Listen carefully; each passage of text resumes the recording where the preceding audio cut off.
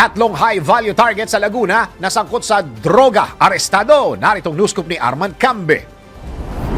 Tatlong kalalakihan na pawang high-value individual ang nasakit ang sakoti kahapon sa pinagsaling pwersa ng Laguna Drug Enforcement Unit at ng San Pablo City Police Station matapos mahulihan ng mga ito ng 100 gramo ng shabu na nagkakalaga ng 680,000 pesos.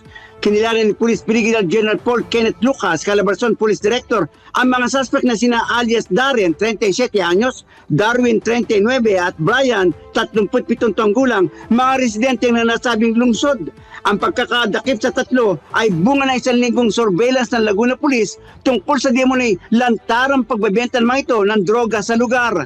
Kasong paglabag sa RA 9165 ang kinakarap ng tatlong suspect. Armand Cambe mula Calabarzon, nagulat para sa impila may todo lakas, DWIC nagbabalita ng tama, naglilingkod ng tama.